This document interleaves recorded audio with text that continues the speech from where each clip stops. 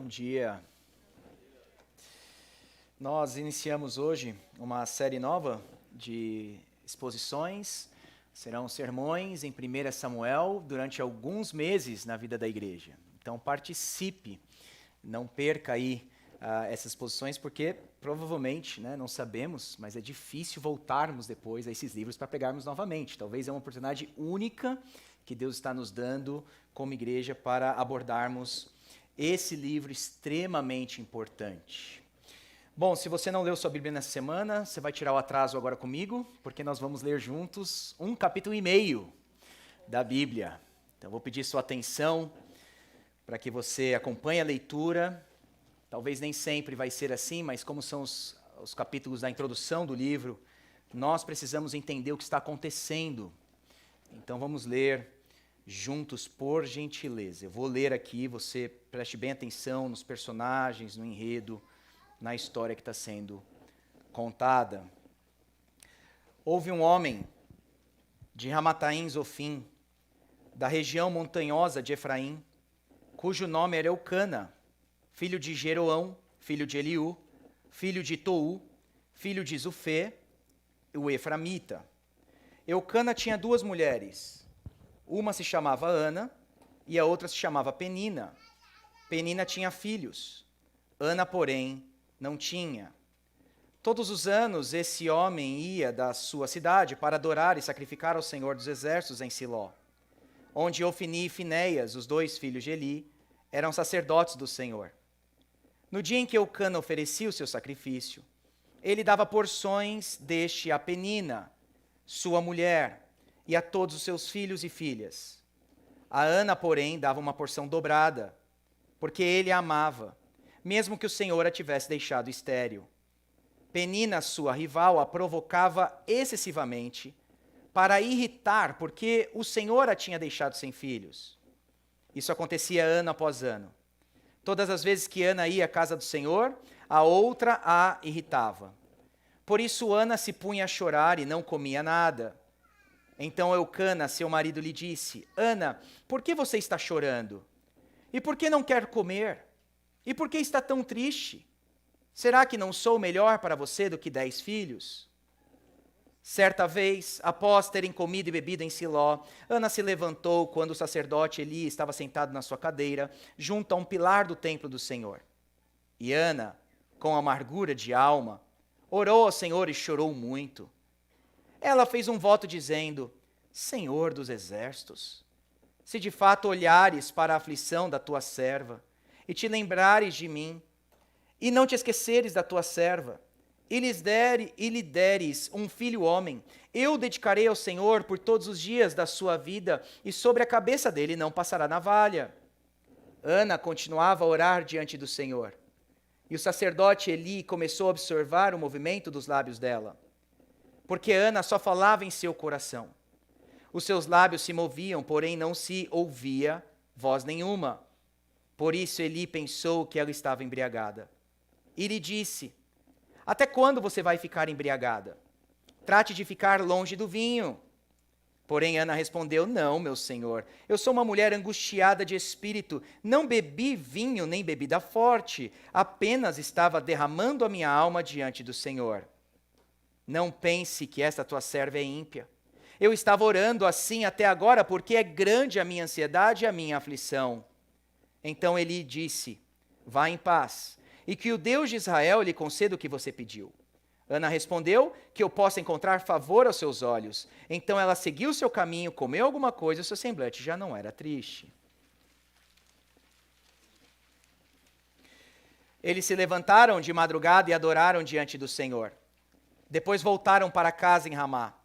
Eucana teve relações com Ana, sua mulher, e o Senhor se lembrou dela.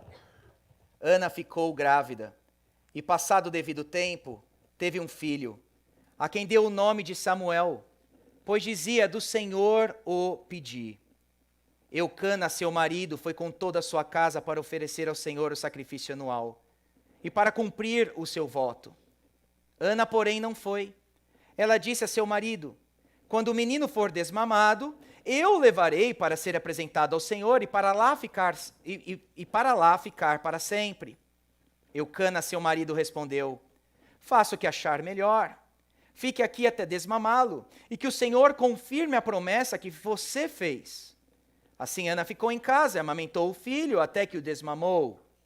Depois de o ter desmamado, ela o levou consigo, com um novilho de 3 anos, uma medida de farinha e um odre de vinho, e o apresentou à casa do Senhor em Siló. O menino ainda era muito pequeno. Depois de terem sacrificado o novilho, levaram o menino a Eli. E Ana disse: Ah, meu Senhor, tão certo como você vive, eu sou aquela mulher que esteve aqui ao seu lado orando ao Senhor. Era por este menino que eu orava, e o Senhor Deus me concedeu o pedido que eu fiz. Por isso, também o entrego ao Senhor. Por todos os dias que viver, será dedicado ao Senhor. E ali eles adoraram o Senhor. Então Ana orou assim: O meu coração exulta no Senhor. A minha força está exaltada no Senhor. A minha boca se ri dos meus inimigos, porque me alegro na tua salvação. Ninguém é santo como o Senhor, porque não há outro além de ti, e não há rocha como o nosso Deus. Não multipliquem palavras de orgulho, que não saiam palavras arrogantes da boca de vocês, porque o Senhor é o Deus da sabedoria. E Ele pesa na sua balança todos os feitos das pessoas. O arco dos fortes é quebrado, porém os fracos são revestidos de força. Os que antes estavam fartos hoje trabalham pela comida, mas os que andavam famintos não têm mais fome. Até a mulher estéril tem 7 filhos, e a que tinha muitos filhos perde o vigor. O Senhor é quem tira a vida e quem dá. Ele faz descer a sepultura e faz subir. O Senhor empobrece e enriquece, humilha e também exalta, levanta o pobre do pó e tira o necessitado do monte de lixo, para o fazer assentar ao lado de príncipes, para o fazer herdar o trono de glória, porque do Senhor são todas as colunas da terra, e Ele firmou o mundo sobre elas. Ele guarda os pés dos seus santos, mas os perversos emudecem nas trevas da morte, porque o homem não prevalece pela força. O Senhor destrói os seus inimigos. Dos céus troveja contra eles. O Senhor julga as extremidades da terra, dá força ao seu rei e exalta o poder do seu ungido. Então Eucana voltou para casa em Ramá, mas o menino ficou servindo o Senhor diante do sacerdote Eli. Muito bem, concluímos. 4 observações necessárias, introdutórias, para entendermos bem o livro de 1 Samuel. 4 observações. A primeira é como devemos ler e pregar o Antigo Testamento. Um pastor teólogo, falecido em 2005, pastor presbiteriano que eu gosto muito, Edmund Clowney, ele disse que a proclamação cristã de um texto do Antigo Testamento não é a pregação de um sermão do Antigo Testamento. O que ele está dizendo é que é possível nós pregarmos um texto do Antigo Testamento de um modo não cristão. É possível pregarmos um texto do Antigo Testamento como um rabino prega numa sinagoga. Esse texto. Olhando para o texto e talvez pegando simplesmente alguns princípios morais para vivermos. Nós deveríamos aprender então com Jesus como devemos ler e entender o Antigo Testamento. E se você se lembra, Jesus, quando estava com 2 discípulos no caminho de Emaús, e ele estava querendo se revelar a eles, Lucas vai dizer, lá em Lucas 24, que começando por Moisés e pelos profetas, explicou-lhes o que estava a seu respeito em todas as Escrituras. O que Jesus nos lembra é que o que está escrito em Moisés e o que está escrito nos profetas e nas Escrituras do Antigo Testamento testifica acerca dele. Quando Jesus está com os líderes religiosos da sua época, em João capítulo 5, 39, ele vai dizer: vocês examinam as Escrituras, porque julgam ter nelas a vida eterna, e são elas mesmas que testificam de mim. Mais um indício, mais uma lição que Jesus já dá para nós, de que as Escrituras do Antigo Testamento testificam acerca dele. Por que eu estou dizendo isso? Nós não devemos ler o Antigo Testamento e pregar simplesmente buscando aquelas lições morais para a nossa vida, para o nosso dia a dia. Nós queremos ver Cristo em 1 Samuel. O profeta testemunhou acerca dele. E nós, nessas pregações que faremos, queremos aprender também acerca da mensagem do Evangelho. Devemos ler, portanto, o Antigo Testamento pela porta de entrada do Evangelho. E aí sim estaremos pregando uma mensagem distintamente cristã. Primeira observação. A segunda observação que eu faria é o contexto histórico do livro. E o contexto histórico do livro aqui é o contexto de Juízes, e isso é importante. Se você se lembra, logo no início do livro de Juízes, vai dizer que a geração que veio depois de Josué não conhecia mais o Senhor. E o último verso do livro de Juízes diz: naqueles dias não havia rei em Israel, e cada um fazia o que achava mais certo. Não é de se estranhar que agora existe uma geração buscando um rei, porque eles viram que não estava dando certo não ter um rei em Israel, muito embora o Senhor fosse o rei do povo. Samuel vai crescer, então, e os que virão numa corrupção espiritual dos levitas, no meio de uma idolatria do povo e uma moral decadente dos israelitas. Terceira observação, o gênero do livro. Nós estamos aqui perante uma narrativa histórica. E é isso que vai tornar essas exposições tão legais, tão belas a cada domingo. Porque nós estamos lendo história. E diferente do que nós pensamos, de que as histórias estão aqui para nos demonstrar o que devemos ser, essas histórias, na verdade, revelam o que nós já somos. Você está em Eucana. Você está em Ana. Você está em Eli. Nos filhos dele. Você vai estar em Saul. Você vai estar em Davi. Histórias são significativas para nós porque é nesse cotidiano que aprenderemos como a nossa espiritualidade e vida cristã de fato acontece. Última observação antes de entrarmos no texto. O tema do livro. Se eu pudesse dar um tema para vocês acerca desse livro, 1 Samuel capítulo 2, que está aí no seu boletim, verso 7. Olha comigo o verso 7, oração de Ana. Por isso que é tão importante essa oração. O verso 7. O Senhor empobrece e enriquece, humilha e também exalta. O que está acontecendo com Ana é o que vai acontecer com os demais personagens no livro de 1 Samuel. Uma reversão. Aqueles que se orgulham serão abatidos, e aqueles que eram humilhados, como Ana, será exaltada. Pessoas orgulhosas e poderosas, como Penina, Saul, Golias e Absalão, serão humilhados. Pessoas pequenas e humilhadas, como Ana, Samuel, Jonatas e Davi, serão exaltados. Por isso que essa oração é crucial para o enredo do livro. Então hoje eu queria olhar com vocês, no tempo que temos, 3 pontos simples. A situação de Ana, a situação de Israel e a intervenção divina. Vamos olhar juntos a situação de Ana. Os primeiros 8 versos, nós temos aí qual era a situação dessa mulher chamada Ana. Acompanhem comigo o verso 1. Nós temos a localização geográfica da família de Samuel. Vai dizer que houve um homem, esse homem era de Ramataim Zofim, da região montanhosa de Efraim, cujo nome era Eucana, era o nome dele.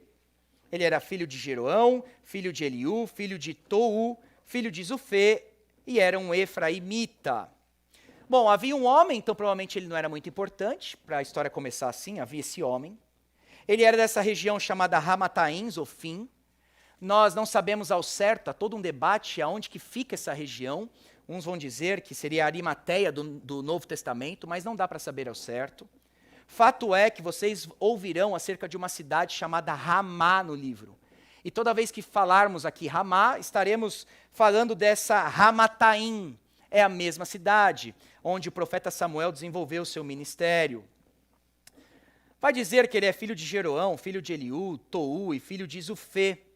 Essas informações são importantes acerca da genealogia, porque está dizendo que tanto Eucana quanto Samuel eram levitas.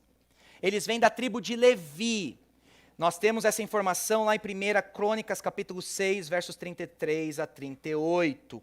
Eles eram coatitas, serviam no tabernáculo com as coisas sagradas. Mas o foco primário aí do autor não é o nascimento de Samuel nesses primeiros 8 versos, mas é acerca de Ana. E sobre Ana nós lemos no verso 2, olha só. Eucana tinha 2 mulheres. Uma se chamava Ana e a outra se chamava Penina. Penina tinha filhos. E aí a primeira informação que nós temos é que Ana, porém, não tinha. 2 informações importantes para nós acerca desse verso. A primeira é que Eucana era poligâmico. Ele tinha 2 mulheres, Ana e Penina. A segunda informação importante é que Ana era estéril. Sobre a poligamia, esse primeiro ponto aí, a impressão que passa é que primeiro ele foi casado com Ana, por isso que a menção dela está em primeiro lugar no verso, não é? Ela vem em primeiro lugar no verso. Ana, por não dar filhos a Eucana, então ele vai e decide casar com Penina. Fazendo isso, ele se iguala aos grandes heróis da fé, inclusive no passado, né? Abraão, Jacó e outros. Agora, devemos ter muito cuidado aqui, porque nós estamos lendo um livro descritivo. Nós estamos lendo um livro histórico. E normalmente, né, a pergunta que é feita é, peraí, por que na Bíblia, lá no Antigo Testamento, nós temos a poligamia como se fosse algo normal e comum? O que a Bíblia está fazendo é narrando história. Há uma diferença entre livros descritivos e livros prescritivos, por assim dizer, textos prescritivos. O fato é que Deus está narrando esse evento e não validando o evento. Está simplesmente colocando para nós que esse homem tinha 2 mulheres. E se nós perguntarmos, mas qual era o padrão do Antigo Testamento? O padrão de Gênesis capítulo 2, verso 24. O homem deixa pai e mãe, se une à sua mulher, não a 2 mulheres, e então eles tornam uma só carne. É o mesmo padrão repetido pelo Senhor Jesus em Mateus capítulo 19. Fique bem claro para nós que o Senhor não está validando a ação, mas está narrando o que aconteceu aqui. A segunda informação é que Ana era estéril. E vocês devem se lembrar que a fertilidade era uma bênção da parte do Senhor. Isso vem desde Gênesis. Gênesis capítulo 1, verso 26, Deus os abençoou e disse, sejam fecundos. Agora, no Antigo Testamento, a esterilidade estava ligada à situação espiritual do povo de Deus. Era um sinal físico que tratava ou demonstrava uma realidade maior. Uma realidade que estava acontecendo com aquela família, com aquela tribo ou com o povo de Deus. Portanto, é por isso que nós lemos no Antigo Testamento que a esterilidade é um tipo de maldição. Em Deuteronômio 28, 18, o Senhor dizendo que aqueles que não obedecessem à aliança, maldito será o fruto do seu ventre. E aqui a primeira lição que temos importante do narrador é que o que estava acontecendo com Ana ilustrava uma realidade maior, a realidade espiritual de Israel. Ana aqui provavelmente é como se fosse o profeta Oséias, que mostrando o cenário caótico de Israel, teve que casar com uma mulher adúltera. O Senhor está usando a vida de Ana para demonstrar que Israel estava sem vida, que Israel estava sem frutos, que Israel estava sem filhos. Ana era estéril. E agora Ana sofria duplamente, pela sua esterilidade e também pela zombaria constante de Penina. E isso nós vemos aí nos versos 6 em diante. Olha o verso 6. Penina, sua rival, a provocava excessivamente para a irritar. Rival aí é a palavrinha perturbadora. Penina, essa mulher de Eucana, não deixava Ana em paz. Penina era uma mulher rixosa, briguenta, faladeira, iracunda, raivosa, colérica. O pior, no verso 7, vai dizer que essa provocação, que era excessiva, era recorrente. Olha o verso 7. Isso acontecia ano após ano. E o local que acontecia a zombaria piora o cenário, verso 7. Todas as vezes que Ana ia à casa do Senhor, a outra a irritava. Imagina a cena, gente.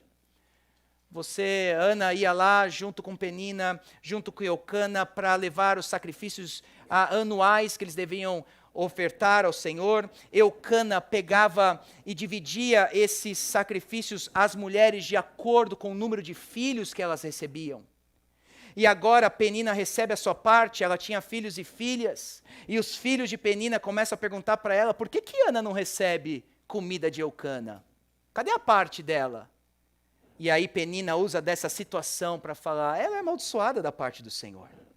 Eu sou a alegria do marido.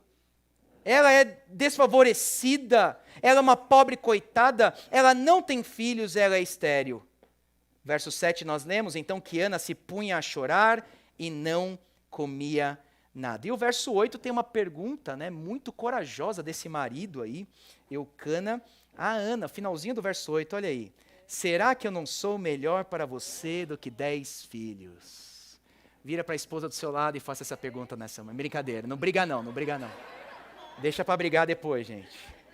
Talvez você mudar a comparação, né, 5 filhos, 1 filho, quem sabe? Gente, algumas lições importantes acerca desses primeiros versos da situação de Ana. O que podemos aprender? Em primeiro lugar, o papel do marido no casamento. Essa é uma aplicação aí secundária mais importante. Eu sei que Eucana, ele teve 2 mulheres e ele errou feio nesse caminho, mas é curioso que o narrador aqui de 1 Samuel, quando está descrevendo esse homem, está descrevendo ele como um homem extremamente responsável pela sua casa, está descrevendo ele como um homem piedoso. No verso 4, você lê no início dele que Eucana levava a sua família à casa do Senhor. Ele era esse responsável, né, responsável pelo cuidado espiritual do seu lar. No verso 5 é dito que ele dava uma porção dobrada a Ana porque ele a amava. E no verso 8 a pergunta é sincera, ele é um maridão para ela. Será que eu não sou melhor para você do que 10 filhos? Maridos, antes de nós atacarmos as pedras em Eucana, nós faríamos bem de aprender com ele naquilo que ele acerta. Porque muitas vezes, diferente de Eucana, nós erramos no passado e continuamos errando no presente.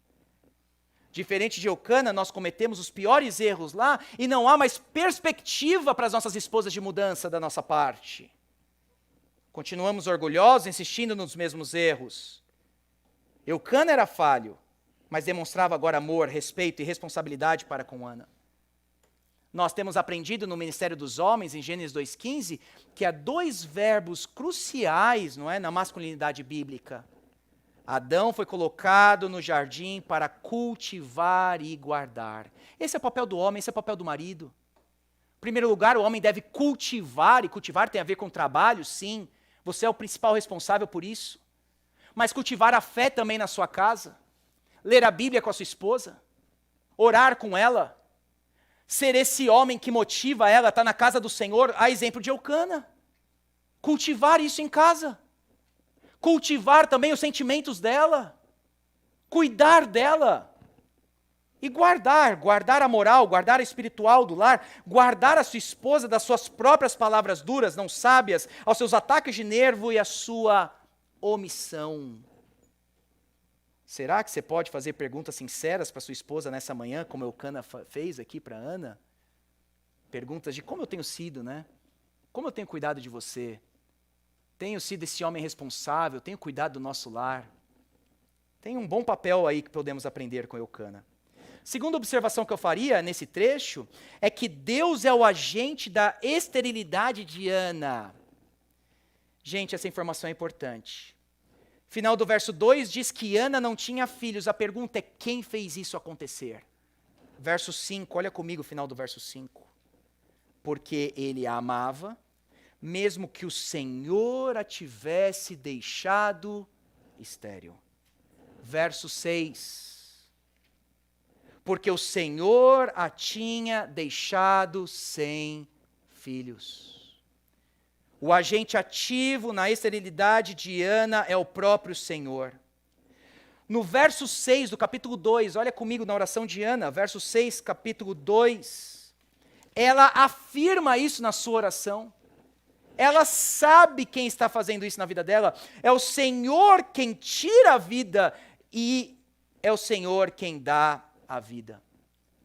O que Ana nos lembra é que o Senhor faz com que todas as coisas boas e ruins aconteçam em nossas vidas, sem que Ele se torne pecador ou autor do pecado e sem que seres humanos não sejam moralmente responsáveis. Nós vamos ver isso nesse livro. Lá em 2 Samuel, capítulo 12, verso 15, é dito que o Senhor feriu a criança, a mulher de Urias, e a criança morreu. Nós lemos em Êxodo capítulo 4, verso 11, o Senhor falando com Moisés: quem faz a boca do homem? Quem faz o mudo? Quem faz o surdo? Quem faz o que vê ou o cego, não sou eu, o Senhor?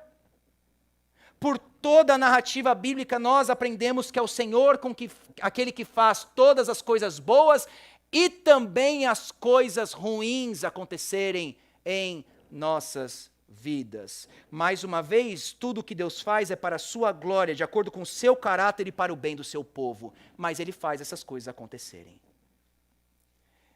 E isso é uma nota de esperança para nós. Porque se o Senhor está envolvido nas nossas calamidades, nós podemos contar com Ele no meio delas. Mas se o Senhor não estiver envolvido, aí que o desespero bate. O Senhor fez isso com ela. A terceira observação que eu faria é que nós não devemos pensar, portanto, que toda doença é juízo divino. No Antigo Testamento, ser estéril tinha essa ideia de maldição da parte do Senhor, essa ideia de que havia algo acontecendo com a espiritualidade do povo, mas isso não é mais verdade hoje em dia. Não devemos aplicar essa passagem para os nossos tempos. Há inúmeras razões pelas quais Deus trabalha de modo diferente do que nós esperamos. E a última observação, antes de seguirmos. Penina é um exemplo da falsa religiosidade. E talvez há peninas aqui nessa manhã. É possível você ir ao templo, não é? E detestar o seu irmão. Penina é um tipo de Caim que ofertava a Deus, mas queria a morte do próximo. Será que a nossa religiosidade, a nossa religião é de fato verdadeira? Como saberemos disso? Se tem impacto de segunda a sábado. Se na maneira que nós viemos aqui, cultuamos ao Senhor, isso de fato gera vida em nós, a transformação em nós. Penina é um exemplo de que é possível adorar o Senhor com os nossos lábios, mas não adorá-lo com a nossa vida. Essa é a primeira situação de Ana. A segunda situação é de Israel. Olha os versos só 9 a 18, você tem um grande bloco aí, e aí vem a situação de Israel. Não vou ler tudo, obviamente. Mas o ponto aí, desses versos 9 a 18, é que a situação de Israel, nós vemos qual era o real estado espiritual de Israel através da vida do sacerdote Eli. É por isso que Eli é tão importante aqui. E o que é dito acerca de Eli? Verso 9, é dito que certa vez, após terem comido e bebido em Siló, onde a arca estava, onde o templo estava, Ana se levantou e o sacerdote Eli estava sentado na sua cadeira. Então Eli era um tipo de sacerdote e também um tipo de juiz. Por isso que ele estava sentado na sua cadeira. A próxima menção dele que vai aparecer é em 1 Samuel 4, e ele cai da sua cadeira e quebra seu pescoço. Ele era um tipo de juiz. E qual era a falha de Eli que tem aí nesses versos? Versos 12 a 14. A falha de Eli era sua falta de sensibilidade espiritual no caso de Ana. E aqui a cena é muito estranha. Verso 12. Ana continuava a orar diante do Senhor. O sacerdote Eli começou a observar o movimento dos lábios dela. No verso 13, porque Ana só falava em seu coração, os lábios se moviam, porém não se ouvia voz nenhuma. Então Eli pensou que ela estava embriagada. E ele pergunta no verso 14, até quando você vai ficar embriagada? Trate de ficar longe do vinho. Imagina a cena, essa mulher está ali derramando a sua alma perante o Senhor, e esse homem não tem nenhuma sensibilidade espiritual para o que está acontecendo. O narrador aqui está tratando ele como espiritualmente cego, inerte. Era um homem que observava os lábios em vez de perceber os corações. Eli, portanto, é um reflexo, é o termômetro da situação de Israel. A liderança espiritual de Israel estava em queda. A casa sacerdotal estava corrompida. A nação estava estéril, mas aí Deus começa a reverter as coisas. E ao invés de usar um homem da mais elevada posição espiritual, um sacerdote, ele começa a usar uma camponesa, uma mulher socialmente desfavorável, estéril, uma esposa de um homem, sofredora, uma pessoa que é tratada como amaldiçoada por causa da sua esterilidade, o Senhor começa a reverter o cenário agora no enredo.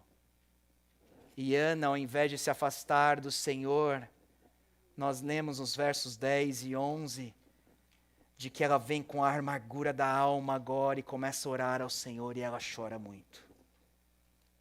Ana demonstra nessa oração do verso 11 que ela sabia quem Deus era, porque ela diz o Senhor dos exércitos. É a imagem dos controles soberanos, é a imagem do poder absoluto de Deus. Ela sabe a quem ela está orando. Ao mesmo tempo ela sabe quem ela é, porque no verso 11 ela diz: se de fato olhares para a aflição da tua escrava, da tua serva. E ela ora aqui corretamente. E orar é isso, é você derramar a sua alma, o seu estado perante o Senhor.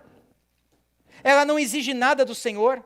Ela não chega perante o Senhor exigindo seus direitos. Ela não se baseia a sua oração numa fórmula mágica.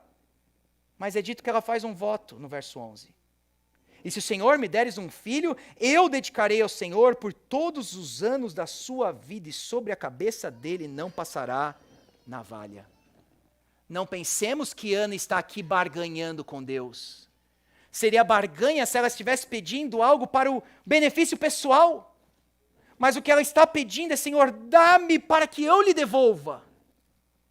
Dá-me para que o Senhor use. Cumpra através de mim o teu grande plano. Parece que Ana começa a perceber que o Senhor estaria usando a vida dela e a situação dela para reverter o cenário do povo de Israel. Ana é um contraste de Eli. Um estava espiritualmente morto, mas Ana aqui está despertada espiritualmente. E aí, diz que Eli, então, no verso 17, diz a ela, dá uma palavra de paz a ela, que o Deus de Israel lhe conceda o que você pediu. E o verso 18, presta atenção, finalzinho. Então ela seguiu o seu caminho, comeu alguma coisa, o seu semblante já não era triste. E é isso que a oração faz conosco. A oração pode talvez não mudar as nossas circunstâncias, mas com certeza ela muda o nosso coração. E mesmo que Ana ainda não tivesse recebido o seu filho, ela começa a ser avivada, começa a ser despertada da parte do Senhor, porque ela simplesmente derramou a sua alma ao Senhor dos exércitos. Terceiro e último ponto, a intervenção divina. Versos 19 a 28. Também não vou ler todos os versos, você tem aí. Mas fato é que Deus agora age em favor de Ana. No finalzinho do verso 19, nós temos: e o Senhor se lembrou dela. Se lembrar aqui não significa que o Senhor tinha esquecido da situação de Ana, mas significa que ele agora decidiu agir. E o que acontece agora, nós somos informados no verso 20, de que Ana ficou grávida e, passado o devido tempo, teve um filho. Então a oração não muda simplesmente a situação do nosso coração, mas também pode mudar as circunstâncias. Oração não muda Deus, o seu plano é imutável. Mas o mesmo Deus que tem o seu plano e vai trazer fim ao seu plano, decidiu como o seu plano deve acontecer, determinou que isso deve acontecer através das nossas orações. E é isso que está acontecendo. Ela ora, o seu coração é transformado e agora ela tem finalmente um filho. E o nome desse menino, no verso 20, é Samuel. E o que significa Samuel? Do Senhor o pedi. Samuel era um constante lembrete para o povo de Deus de que ele é um presente divino para eles. Nos versos 21 e 22, Eucana está subindo para ofertar sacrifício ao Senhor. Ana não vai, parece que aqui tem uma tensão, será que ela vai cumprir com o voto ou não? Mas é dito que ela estava esperando o desmame do menino. E naquela época, as crianças parariam, né, de mamar ali, o processo de desmame terminaria a partir do 3º ano de vida. Então pode ser que Ana tenha ficado com Samuel durante os primeiros 3 anos de vida. Dos versos 25 a 28, os pais agora vêm entregar Samuel a Eli. É dito no verso 25, que depois de terem sacrificado o novilho, levaram o menino a Eli. Ana diz, meu Senhor, tão certo como você vive, eu sou aquela mulher que esteve aqui ao seu lado orando ao Senhor. E era por esse menino que eu orava. E o Senhor, Deus, me concedeu o pedido que eu fiz. Por isso também o entrego ao Senhor, por todos os dias que viver, será dedicado ao Senhor. E ali eles adoraram o Senhor. Só 2 observações antes de eu ir para o final com vocês. A primeira é, note que ambos os pais estão entregando o menino ao Senhor. Isso é importante. Não é só Ana aqui que está se sacrificando, entregando esse menino ao Senhor. No verso 20 é dito que levaram o menino, verso 25, né? Levaram o menino a Eli. Pai e mãe estão envolvidos nessa oferta que estão fazendo ao Senhor dos seus filhos. E aqui a lição para os pais cristãos, né? De que ambos fazem parte da criação de seus filhos. É claro que o contexto não é mais esse, você jamais vai trazer o seu filho e entregar para um pastor criar. Não é essa a lição, né, irmãos? Amém? Que o Franklin também diga amém, né? Nós já temos nossos filhos. Mas ambos são responsáveis pela criação dos filhos. Pais devem apresentar seus filhos ao Senhor e durante toda a criação estar envolvidos no processo. Se seu filho vai sentar atrás de um computador digitando o teclado, ou se ele vai pregar a outra nação o evangelho, independente do que ele faça, que você o ensine a glorificar a Deus em todos os seus caminhos. Esse é o papel dos pais aqui. Ambos estão levando o filho, entregando ao Senhor, eles estão cientes que é o Senhor que dá os filhos a nós, e nós então devemos criar os filhos da melhor maneira, retribuindo e entregando eles ao Senhor. Ambos. E a segunda coisa que eu chamaria atenção ainda nesse último bloco, é que eles adoraram o Senhor, é a última fala aí, a última frase do verso 28, e ali eles adoraram o Senhor. Veja, portanto, que a imagem não é de uma entrega desesperada, sem alegria e propósito. Mas essa frase demonstra que Eucana e Ana amavam mais ao Senhor do que o próprio Samuel. Deus era mais valioso do que sua dádiva. E essa é a verdadeira essência da adoração. Adorarmos ao Senhor por quem Ele é. Mesmo quando nós estamos sendo privados ou poupados de coisas importantes em nossa vida. É possível adorarmos o Senhor todos os domingos, a exemplo de Eucana e Ana, por quem Ele é. E aí, meus irmãos, nós chegamos no clímax, que é a oração de Ana. E aqui são as últimas palavras registradas dessa mulher na Bíblia. 112 palavras. O livro de Samuel começa com uma oração de Ana e termina com um cântico de Davi em 2 Samuel. O que Ana prevê, Davi olha para trás e louva o Senhor. Aqui nós temos, portanto, Ana se igualando aos grandes nomes da fé cristã que adoraram a Deus em tempos de profundo sofrimento. Nós nos lembramos dos profetas, dos apóstolos em Atos capítulo 5, quando apanharam no sinédrio e saíram felizes louvando a Deus pelos seus açoites. Nós nos lembramos de Paulo e Silas na prisão em Filipos, quando eles louvaram ao Senhor mesmo em cárcere. Nós nos lembramos de Jesus, que tendo cantado um hino, saiu rumo ao Monte das Oliveiras. E aqui agora nós temos essa belíssima oração de Ana, demonstrando a sua maturidade espiritual, demonstrando a sua devoção, o seu amor por Deus em seu coração. E a primeira coisa que ela diz é que ela se alegra no Senhor. Verso 1. Ana orou e disse, o meu coração exulta no Senhor. A primeira vez que Ana estava orando, ela estava chorando, derramando a sua dor em lágrimas. O marido perguntou a ela, por que você está chorando? Mas agora ela diz, o meu coração exulta no Senhor. Ela diz, a minha força, literalmente é o meu chifre está exaltado no Senhor. Chifre é o poder do animal, é a vitória do animal, por isso que eles usavam essa linguagem. O que ela está dizendo, o Senhor removeu a minha humilhação, Deus me fortaleceu.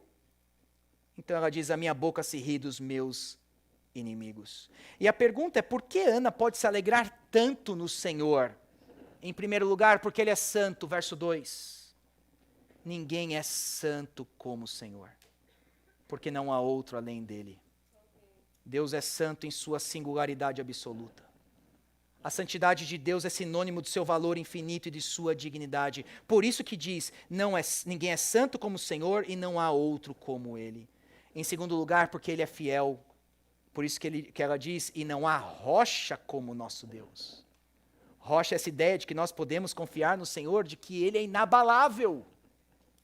E a terceira coisa que ela diz é porque Ele é sábio.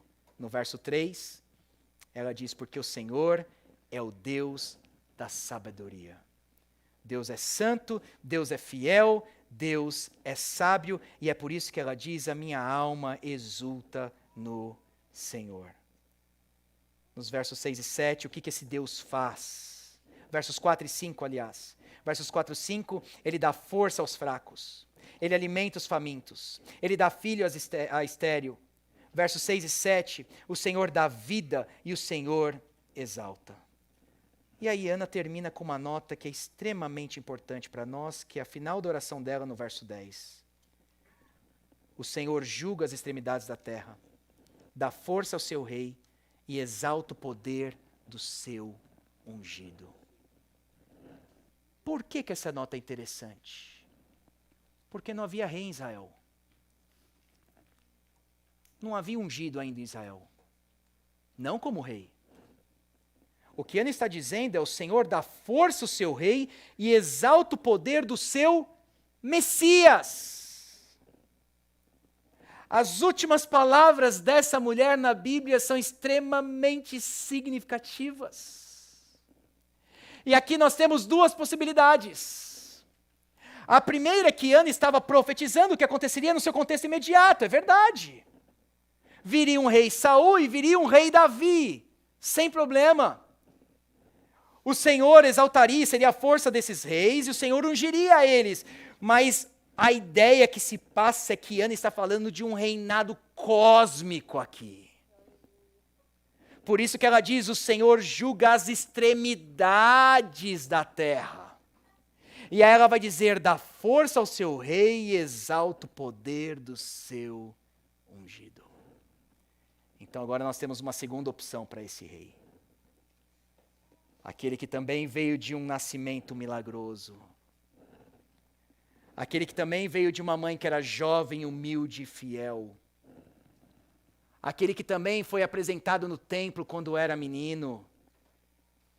Aquele que a mãe teve que entregar ao mundo, sabendo que uma espada feriria a sua própria alma.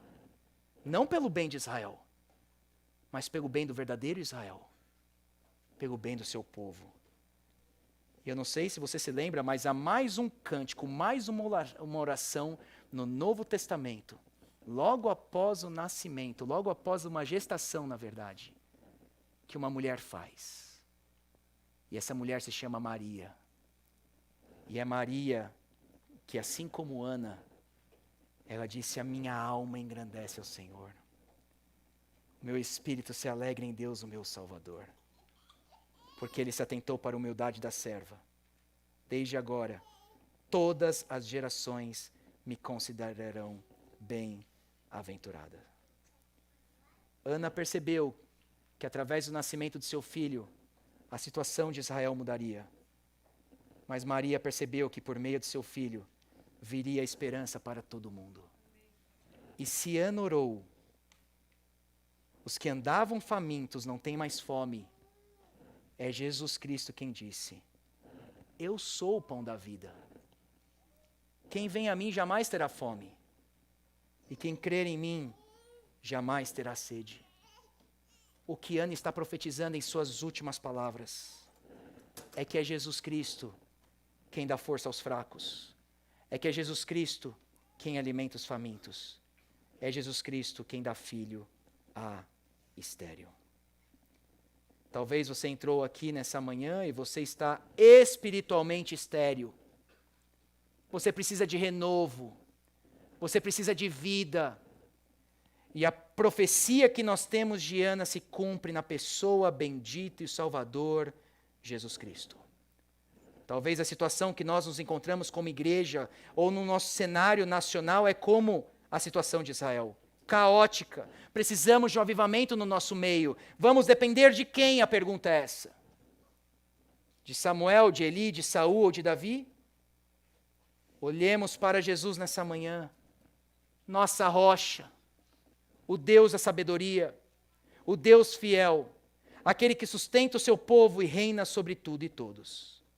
Somente Ele é quem pode reverter a nossa esterilidade espiritual e dar a vida verdadeira aos nossos corações. Vamos orar.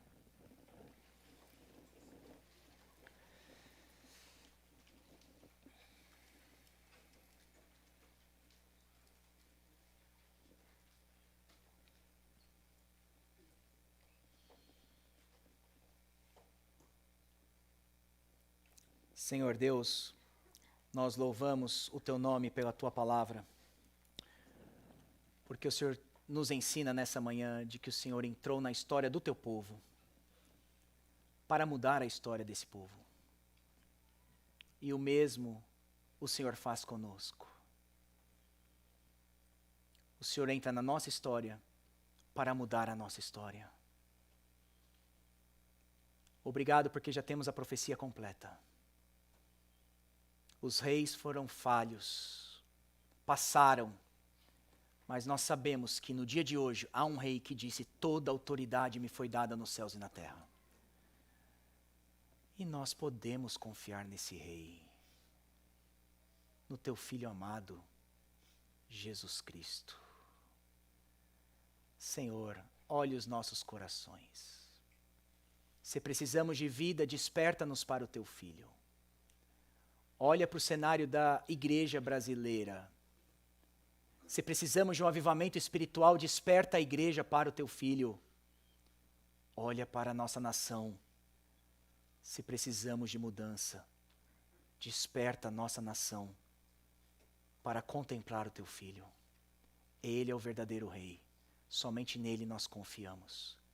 E é perante ele que nós nos humilhamos nessa manhã. Que a graça do Senhor Jesus, que o amor de Deus Pai e que a consolação do Espírito Santo seja com todo o povo de Deus, hoje e sempre. Amém e amém. Que Deus os abençoe, um ótimo domingo, uma ótima semana.